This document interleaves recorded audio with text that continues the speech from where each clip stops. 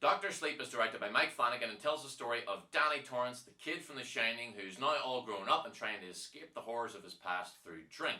While trying to get sober in a small town, he telepathically makes friends with another psychic, a young girl who he soon finds he must protect from a group of psychic-powered vampires who don't suck blood but stay young and powerful by killing and draining the powers of children who possess The Shining. My first experience with The Shining story was actually when I watched The Shining miniseries when I was far too young to be watching such things, and I actually loved it. It scared the bejesus out of me, but I thought it was great. For years, I had to pee in such a way that I could never take my eyes off the bath, but it was still great. And do not get me started on hotel corridors and how creepy they can be. I then read the book, which also really scared me, and then I saw the Stanley Kubrick Shining a few years later, and it was terrifying too, but I didn't like it very much for the same reason that Stephen King famously disliked it. It was too different from the book, and actually from the miniseries. I haven't read the Dr. Sleep novel, although I do own it, one of those forgotten Christmas presents that I never got around to reading. Sorry. All that being said, I wasn't that excited about this. The trailer looked good, and I think it was a smart choice to make it simultaneously a sequel to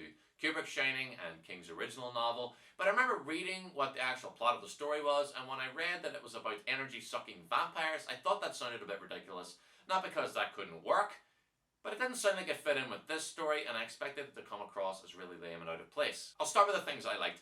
Ewan McGregor as Danny was really good. This guy is just a great actor, and he's good in like everything, even if he'll never be as good as he was as Catcher Block, ladies' man, man's man, man about town in Done with Love. Catcher Block?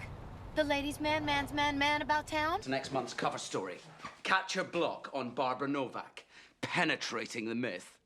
I liked everything about his character in the story, his alcoholism and attempts at recovery, how he gets his nickname while working in a hospice, his interactions with his friend, played by Cliff Curtis, and the other people in the town where he's staying. I thought there were some really good concepts sprinkled throughout the story, some cool uses of their psychic powers, along with some very impressive visuals to get across how their powers work, so there doesn't have to be big scenes of characters explaining what they do and how it works. The recreations of the visuals and locations and soundscape from the Kubrick film was fun to watch, and though I wouldn't describe what I felt while seeing it as nostalgia, it was cool to see all these things in a different context. I liked Rebecca Ferguson's performance as the villain. She did have to deliver a lot of exposition, but she made it sound mostly good. The things that didn't work for me were the things that I thought weren't going to work for me, but not for the reasons that I thought. The villains aren't scary. They're not out of place, and they match the tone of this film, but I think they just showed them too much.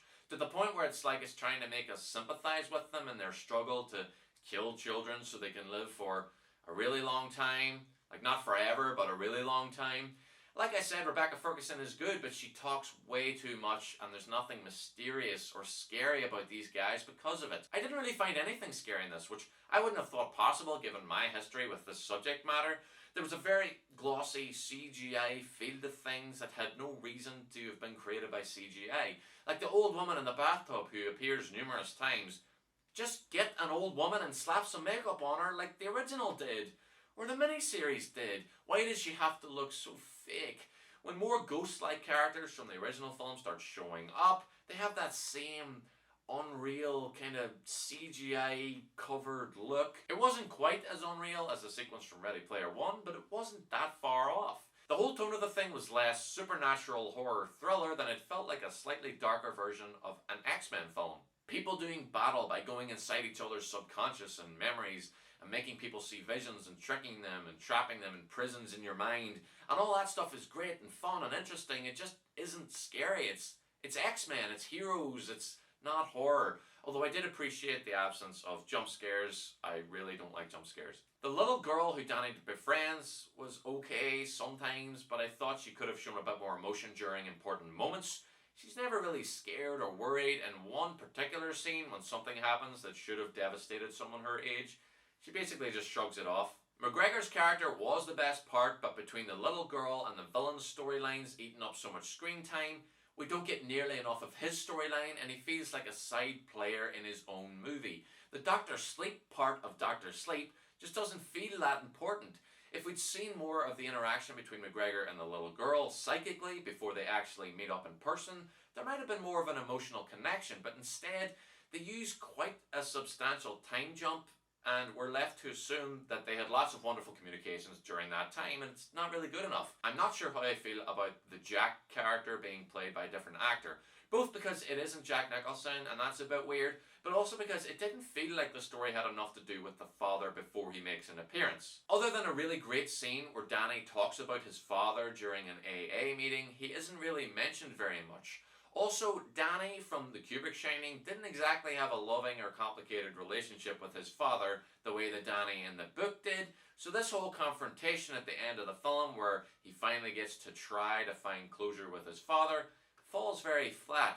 It was a good choice not to have Henry Thomas do an impersonation of Nicholson, and because he's not that high profile of an actor, I think that most people won't recognise him and won't be distracted by the fact that he's Elliot from E.T. or a Mike Flanagan regular. It was also a smart choice not to try to replicate Kubrick's style and atmosphere. It's one of the film's strengths. Obviously, they recreate the Overlook Hotel and lots of the iconic locations from inside the hotel, but there are some scenes that recreate the locations, but now they're not inside the hotel. Like, there's a scene where Danny's talking with Bruce Greenwood, and it's not a scary scene, and it doesn't really draw attention to itself, but they're clearly sitting in Ullman's office from the original film. Were they just looking for an excuse to use another location? Because I found it a bit distracting and kind of needless. I'm going to give Dr. Sleep a B-.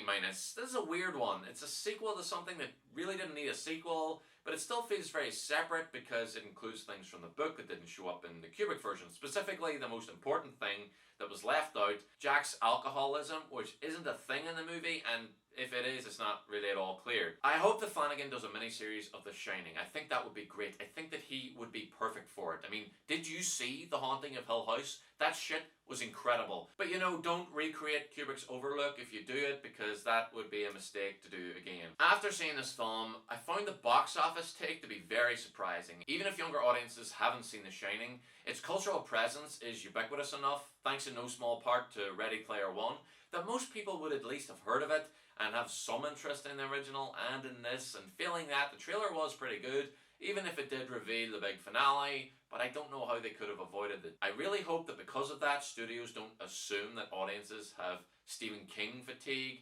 because the more of these adaptations we get, the better. Thank you very much for watching my review. Please like, subscribe, follow me on Twitter at @LookToTheMovies. Comment down below and let me know if you've seen Dr. Sleep, what you thought of it, if you liked it, disliked it, if you agree or disagree with any of my points, or if you have any points of your own. Also comment down below if you're one of those people who loves the original Shining and hates the miniseries, or maybe if you love the miniseries like I do, how you feel about the book, if you share Stephen King's disdain for the differences between the book and the Kubrick film. I'll be back soon with more reviews, and I will see you then.